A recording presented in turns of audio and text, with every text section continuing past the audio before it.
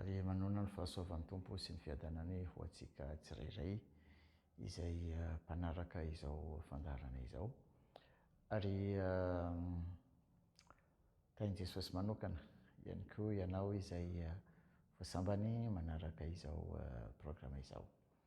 Programa izay natao ho fampahirezana sy ho fanorenana ny finoana ho antsika zanak'Andriamanitra. Dia tsika hivavaka nametraka ny foamam-panahintsika sy ny momba antsika rehetra ao am-pelantanan'Andriamanitra. Misaotra anao Tompo ny amin'izao fotoana mahafinaritra izay nomenao anay. Fotoana tena sarobidy ho anay. Fotoana izay ahafahanay tena mandray ny feonao. Fotoana izay ahafahanay tena mahafantatra ny tena sitraponao. Ka tsy handeha amin'ny fahajambana, tsy hanompoanao amin'ny fahazarana, fa fotoana izay ahafahanay tena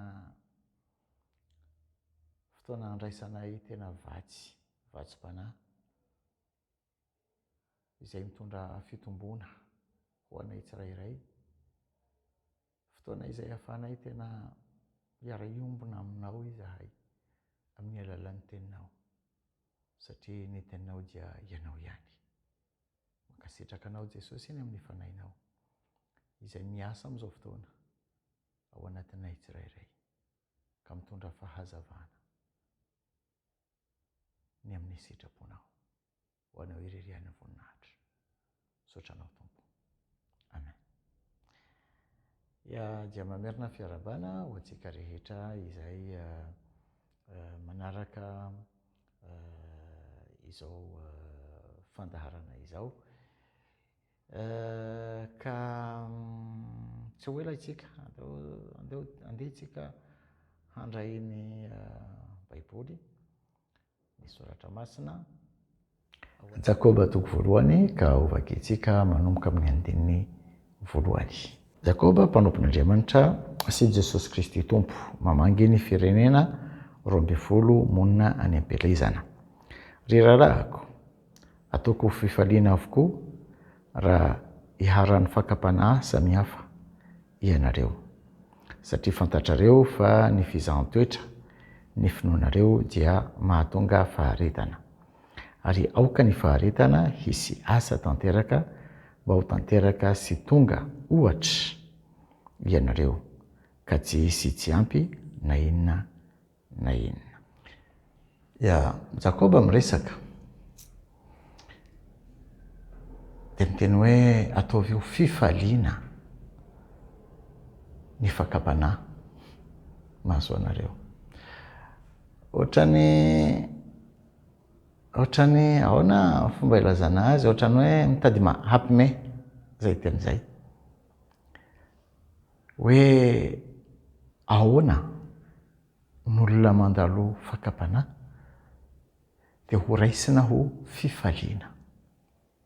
Ataovy ho fifaliana ho anareo ny fakapanahy.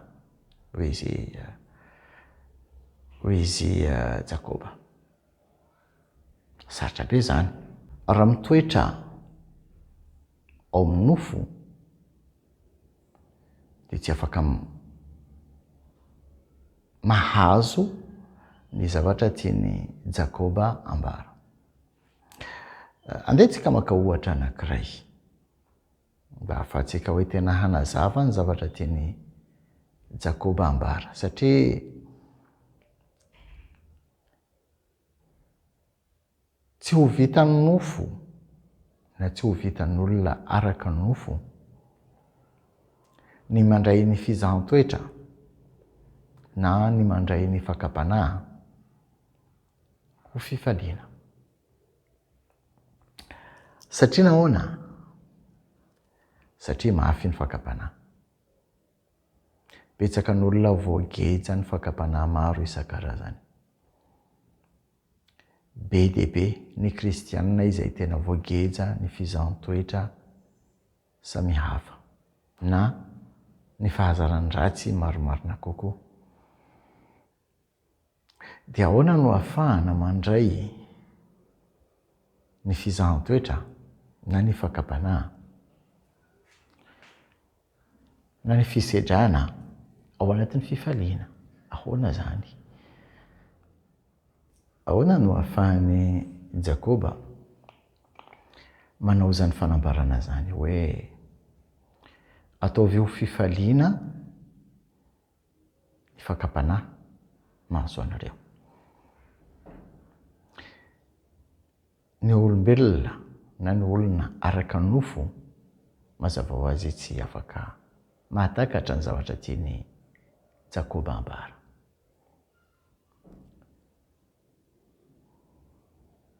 Fa andehetsika manao sary kely ho fanazavana ny zavatra tiany Jakoba ambara. Inoko fa ianao mety efa nahita na naheno olona marary ao am-bavaona ny fahafatesana, tena marary mafy dia mafy, ho faty. Nefa feno fitsikina. Ao anatin'ny fanaintainana dia mbola mitsiky izy, mbola faly izy, mbola mampahery olona salama. Tsy vita nofo zay, satria nofo malemy.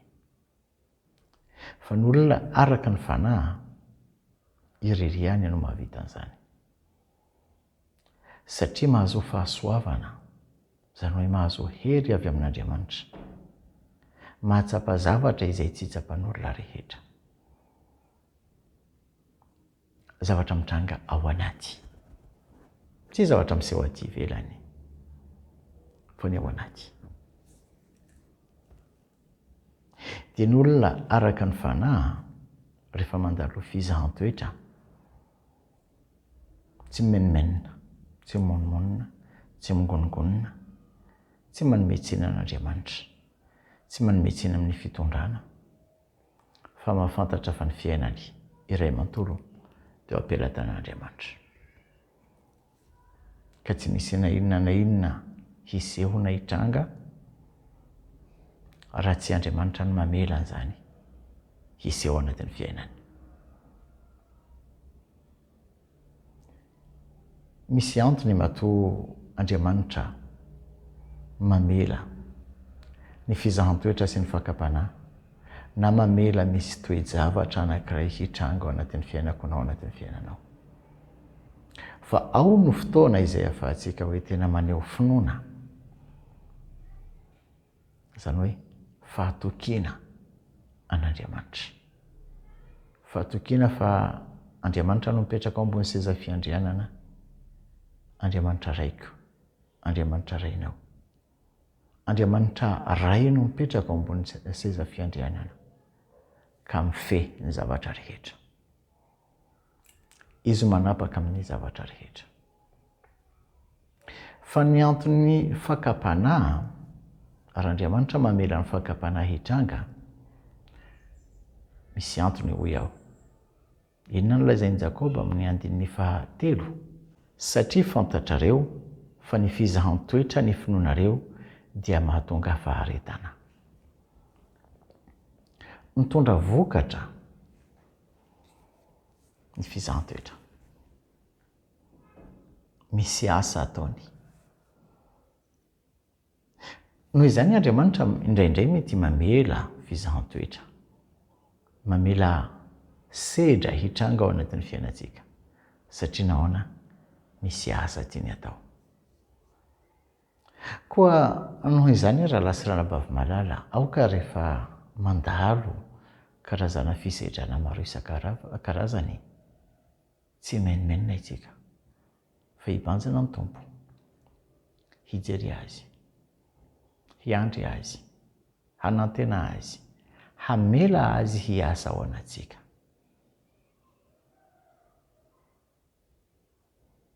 Satria zany fizahan-toetra zany ny tanjona dia ny hitondrana faharetana ao anatsika.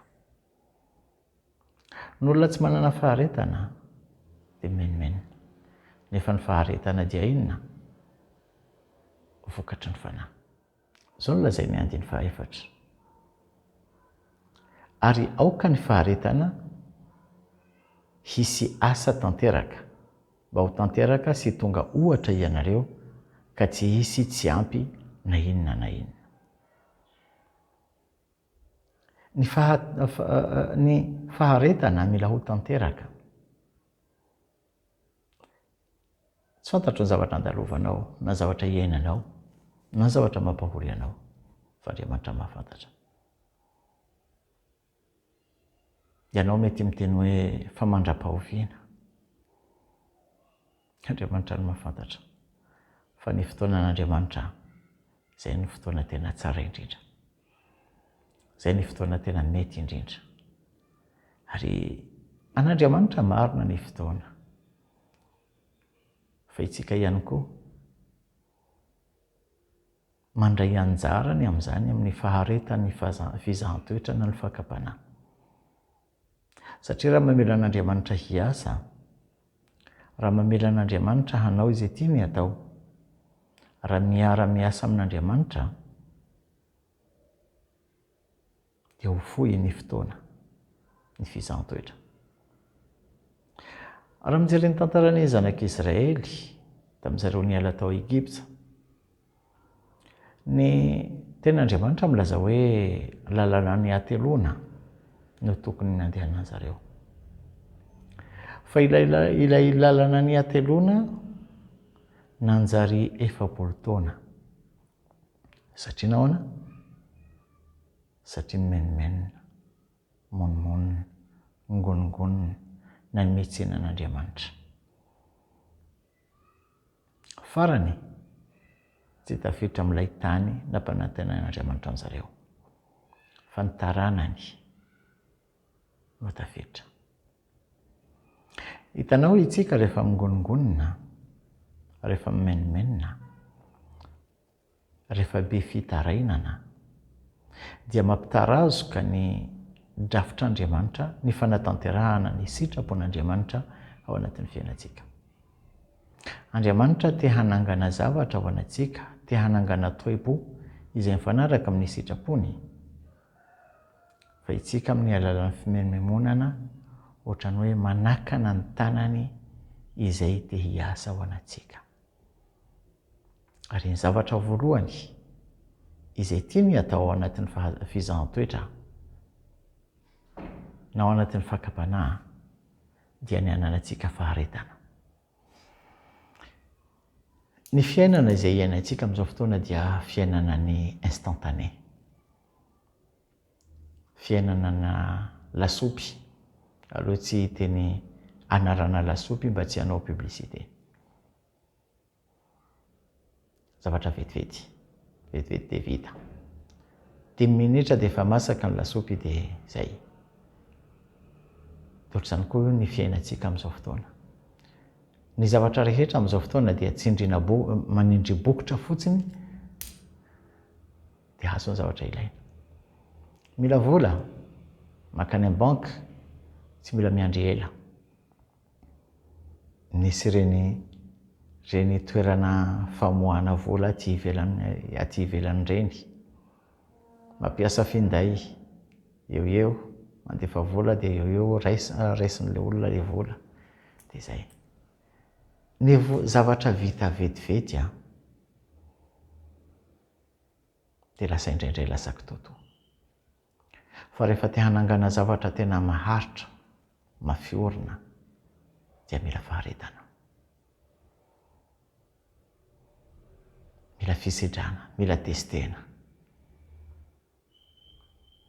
Izay no antony avelan'Andriamanitra ny fizahan-toetra ao anatin'ny fiainantsika.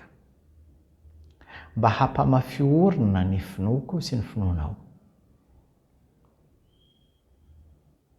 Tsy ho kristianina malemy, fa kristianina mahery, matanjaka, vita sedra. Satria tsy nandray fanahy osa iza sy anao, fa nandray fanahy mahery. Fa ny mampalahelo dia izao betsaka ny kristianina izay tena matahotra olana, matahotra fisedrana, tsy mila fisedrana. Ohatran'ny miaramila izay manana fitaovam-piadiana rehetra ary fitaovam-piadiana mahery vaika nefa matahotra fahavalo. Indray mandeha nanatrika famohana faty olona nananaina chevalier de l'ordre national tamin'izay. Dia maty ilay olona, dia tonga ny miaramila, ny mpitsoka mozika sy ny sisa. Dia jereko ireo miaramila ireo, misy anankiroa na telo mitazona basy dia mangofotra. Fa maninona miaramila mitazona basy no mangofotra ao anatrehany faty izay tsy mihetsika, miandry ho bataina. Ohatra mampimeza ny zavatra izany fa zava-misy izay. Matahotra faty ilay miaramila mitazona basy. Matahotra faty tsy afaka mihetsika fa miandry ho batain'olona dia ho anaovan'olona izay tiany zareo atao. Ohatra izany koa itsika manoloana ny fizahan-toetra sy ny fakabana sy ny fisedrana, matahotra, manadino fa manana Andriamanitra mahery, manadino fa manana fanahy mahery, manadino fa ilay Andriamanitra araintsika no mipetraka ambony seza fiandrianana ka izy manapaka amin'ny zavatra rehetra. Ny fakapana tompoko dia fomba anankiray izay ahafahan'Andriamanitra hiasa ao anatiko sy ao anatinao, hampamafy orina ny finoantsika sy hampivoatra, hampitombo ny faharetana ao anatiko sy ao anatinao.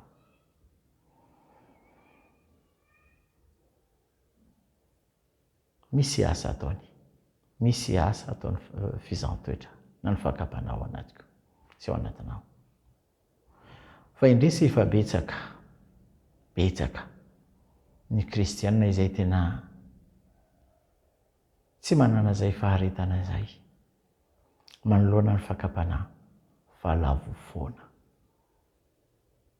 Dia tsika toy isika ny famakiana ny tenin'Andriamanitra ao amin'ny io Jakoba voalohany io, toko voalohany io, dia tsika hamaky manomboka amin'ny 12. Sambatra ny olona izay maharitra fakapanahy, fa rehefa voazaha toetra izy dia handray ny voninahitra fiainana izay nolazain'ny Tompo homena izay tia azy. Raha misy alaim-panahy, aoka izy tsy hanao hoe Andriamanitra no maka fanahy ahy, fa Andriamanitra tsy azon'ny ratsy alaim-panahy sady tsy mba maka fanahy olona izy, fa samy alaim-panahy ny olona raha tariny vilany sy fitahiny izy. Sambatra ny olona maharitra amin'ny fakapanao izy ny tenin'Andriamanitra. Ohatra ny hafahafa, mbola hafahafa ihany izay fiteny izay. Fa izay teniko hatramin'ny voalohany. Raha mitoetra ao anatin'ny nofo ny olona, raha mandeha araka ny nofo ny olona, dia tsy ho azony izay, tsy ho takany izay. Ohatra ny hoe manome mialatsiny raha manao fiteny vazaha kely, manome équation ho an'ny zaza izay mbola amin'ny grande section. Mianatra manisa izy nefa anao manome azy équation. Tsy azony izany, tsy takany izany, adalana aminy izay. Totr'izany koa ny olona araka ny nofo. Raha vao araka ny nofo ny olona dia tsy mahazo takatra ny zavatra ara-panahy. Fa dia raina ny Tompo noho ny fahasoavany, natsangany itsika ho zanany, dia mampianatra atsika ny zava-panahy, manokatra ny masom-panahintsika mba hahafahantsika atakatra ny tontolo ara-panahy izay misy azy, mba hahafahantsika hanana ny toe-po sy ny toe-panahy araka an'Andriamanitra.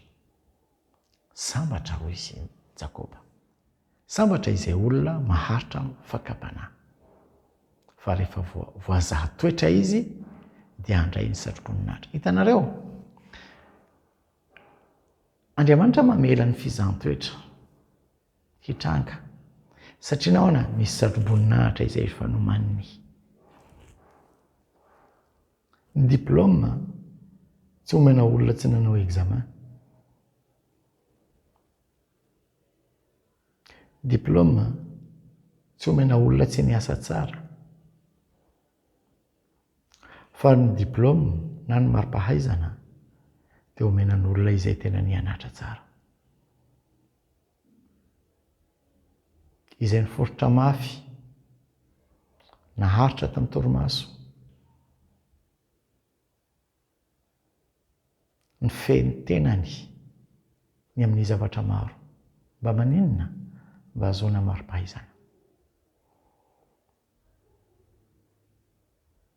Ohatr'izany koa ny finoantsika. Ary ao mihitsy no itsika no mila mampiasa ny finoana.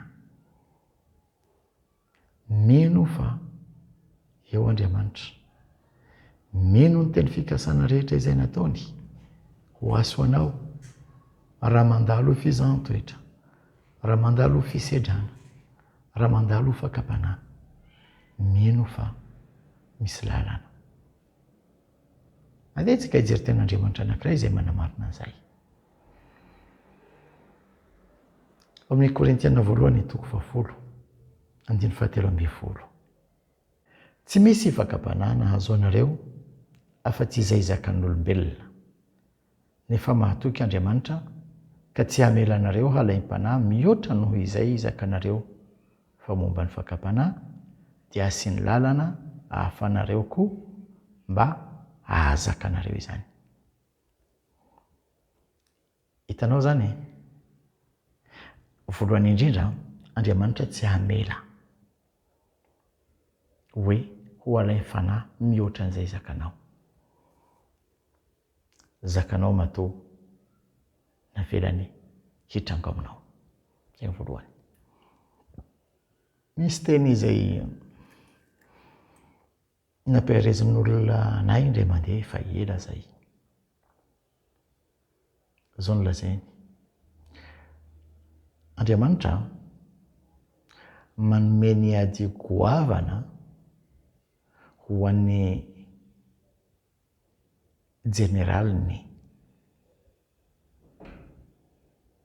Inona dikan'izany? Dikan'izany dia izao: arakaraka ny grade nananao, arakaraka ny toe-panahinao, arakaraka ny toerana misy anao amin'ny lafiny ara-panahy, no avelan'Andriamanitra ny fisedrana mahazo anao. Janao irery izahako ihany koa. Ny zavatra izay avelan'Andriamanitra hitranga ao anatin'ny fiainanao dia izay zakanao. Fa itsika mora amintsika any amin'ny tena tsy zakako intsony. Menomenina, taraina, satria mijery ny masoaran'ofo. Dia rehefa mijery ny masoaran'ofo dia Goliata no hita. Tendrombohitra avo be no hita. Fa raha mibanjana amin'ny Tompo eo ambony hazo fijaliana dia hitantsika ay vita ny Tompo ny zavatra rehetra. Dia afaka miteny hoe goavana ty olana ity. Marina zay, tsy laviko zay, fa kely eo anatrehany Andriamanitra. Za kely manoloana ity problema ity, fa Andriamanitra ny Andriamanitra ngeza be.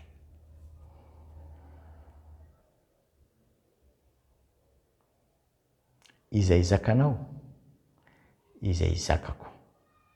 Izay no avelan'Andriamanitra hitranga ao anatin'ny fiainako no ao anatin'ny fiainanao.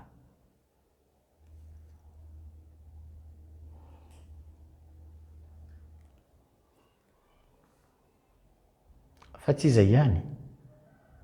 Ny tenin'Andriamanitra no vakintsika teo amin'ny Korintiana 1:17-20. Milaza hoe Andriamanitra amin'ireo fizahan-toetrareo, amin'ireo fakabanaareo, amin'ireo zavatra rehetra mitrangareo, Andriamanitra manomana lalana foana ivoahana. Ataontsika hamerina hamaky izay teny izay. Tsy misy fakapanana azo anareo afa-tsy izay zakan'olombelona. Nefa mahatoky Andriamanitra ka tsy hamela anareo halaim-panahy mihoatra noho izay zakanareo, fa momba ny fakapanahy dia hasiany lalana hahafahanareo koa mba hahazakanareo izany. Ao anatin'ny fizahan-toetra, ao anatin'ny fisedrana, misy lalana ivoahana foana. Fa itsika no tsy manana faharetana, itsika no tsy mahandry, itsika no te hanome baiko an'Andriamanitra. Ela loatra zahay Indraindray mety ianao angamba rehefa mandeha any an-dalana any mety mieritreritra hoe angamba reto olona mifanena amiko reto angamba tsisy manana olana. Samy lanja enta-mavesatra n'olona rehetra. Raha asehon'Andriamanitra ny fiainan'olona tsirairay, raha asehon'Andriamanitra aminao ny tena fiainan'olona rehetra, ho hitanao tena tsy gonina olana fa angamba samy maninona, samy mitondra conteneurna olana, conteneurna fahasahiranana, samy manana ny anjarany. Ary izay indrindra no lazain'ny tenin'Andriamanitra. Ataontsika hamaky tenin'Andriamanitra ihany koa mba hiorina amin'ny tenin'Andriamanitra ny zavatra rehetra izay resahantsika. Ao amin'ny Petera 1:5-9. Toero izy ka miorena tsara amin'ny finoana ianareo, satria fantatrareo fa izany fahoriana izany dia manjo ny rahalanareo rehetra eran'izao tontolo izao. Toero izy, toero ny fahavalo, toero ny fakapanahy, toero ny fizahan-toetra, ka miorena tsara. Zay ny anjara izay andraisan'Andriamanitra amiko sy aminao, miorina, ny mitoetra. Satria nahoana? Satria maro zany fahoriana zany dia manjo rahalahy maro eran'izao tontolo izao. Tsy anao irery ihany, fa io lalana misy anao io, tsy anao irery. Fa misy efa nandalo teo dia tafavoaka.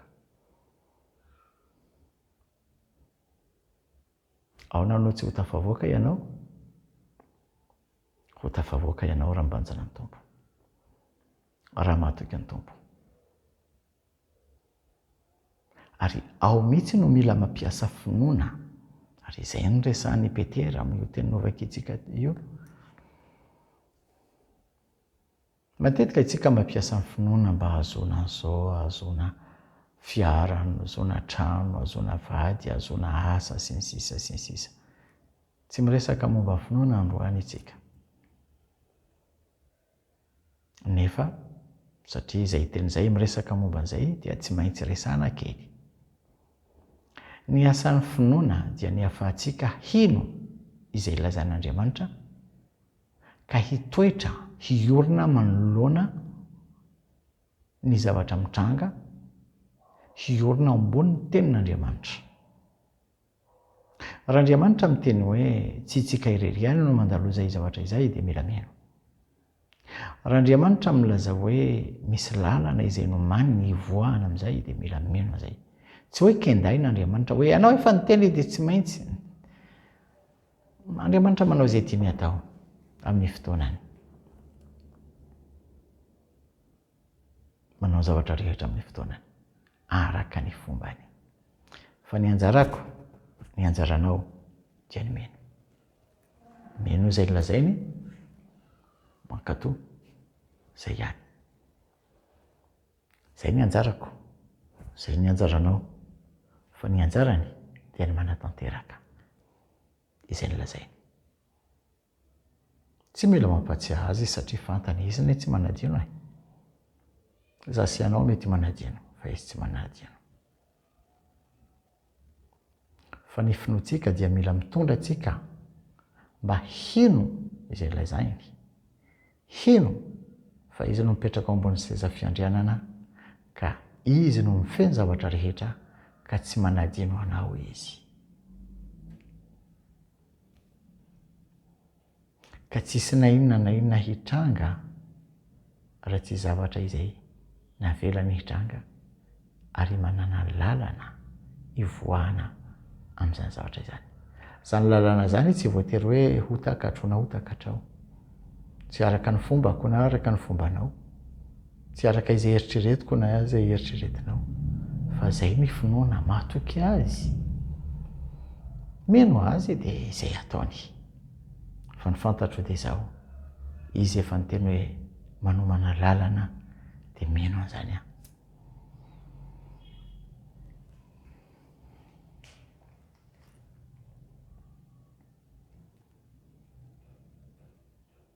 Mbola Petera miresaka momba an'izay finoana izay sy ny faharetana. Amin'ny Petera voalohany, toko voalohany 5:5-7 manome ohatra na volamena. Ny volamena dia vato sarobidy, lafo vidy. Fa tsy tonga dia mangirana izay volamena izay, fa alaina ao anatin'ny fotaka. Hitanareo angamba rehefa misy kariera vaky, hoana any ny vahoaka, lala ho fotaka, tady volamena. Sarobidy ny volamena, lafo vidy ny volamena, fa ao anatin'ny fotaka. Mahitana an'izay. Ary rehefa hita tsy tonga dia mangirana, fa tsy maintsy ampandalovana afo, amboarina mba hahafahany mangirana. Reny fizahan-toetra reny araka ny tenin'i Petera dia afo mamay. Mafy ny fisedrana, mafy ny fizahan-toetra. Fa izay ilay afo izay ampiasain'Andriamanitra mba hahafahany maninona? Hamolavola ahisy ianao, hanamboatra ahisy ianao, satria misy valeur tiany avoakany ao anatiko sy ao anatinao. Dia mila manana faharetana.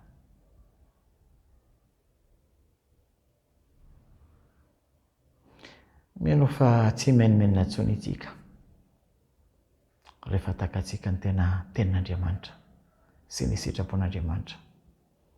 Tsy ho taka ny zanak'Israely izay menimenina nandritra ny 7 taona. Nampitarazoka ny fanatanterahana ny sitrapon'Andriamanitra. Mino fa tena ho mpiara-miasa amin'ny tompo itsika sy ianao, izay tena zanak'Andriamanitra, ho fanatanterahana ny sitrapony. Ny zazakely, ny ankizikely menimenina sy mitaraina foana. Rehefa ao anatin'ny trano anankiray misy ankizy, zoky sy zandry, matetika ny zandry no mitaraina sy menimenina foana. Dia nanao taon'ny zoky mandefitra. Dia ohatr'izany koa itsika. Arakaraka ny tombontsika ara-panahy dia mianatra mandefitra, mianatra mangina, mianatra mahatoky ny tompo ny amin'ny zavatra rehetra miseho sy mitranga ao anatin'ny fiainantsika. Dia ny tompo ianao. Tomponay, hampitombo ny finoana ao anatinao, hampahery anao ny amin'ny zavatra izay mety handalovanao amin'izao fotoana izay tsy fantatro, fa fantatro ny tompo. Ary ny tompo manana drafitra ny amin'izay. manana drafitra tafavoakanao ny amin'ny zavatra izay andalovanao. Koa mahiriza. Tainy Jesosy. Misaotra anao tompony amin'ny teninao. Fa marina ny teninao. Misaotra anao manokatra ny masonay, masom-pananay, manala ny kirana, manasitrana ny hajambana rehetra. Mba hahatonga anay ho mpiara miasa aminao amin'ny fanatanterahana ny sitraponao. Misaotra anao Jesosy. Amen. Izay ny programantsika androany. Dia mino fa nampahery anao ny tompo. Koa raha maniry hifandray aminay ianao, dia aza misalasala, aza mihafahafa. Dia io ny numéro azonao anay, io misoratra ao ambany eo. Na ihany koa raha ohatra ka te hanaraka ny fandaharana izay efa vita, izay natao hatramin'izay, dia afaka mitsidika ny page Facebook ao ambany eo. Misy ihany koa ny YouTube, azonao jerena ihany koa. Dia izay ny programantsika androany, dia tainy tompo tsika tsirairay dia tiako ianareo. Veloma tompoko.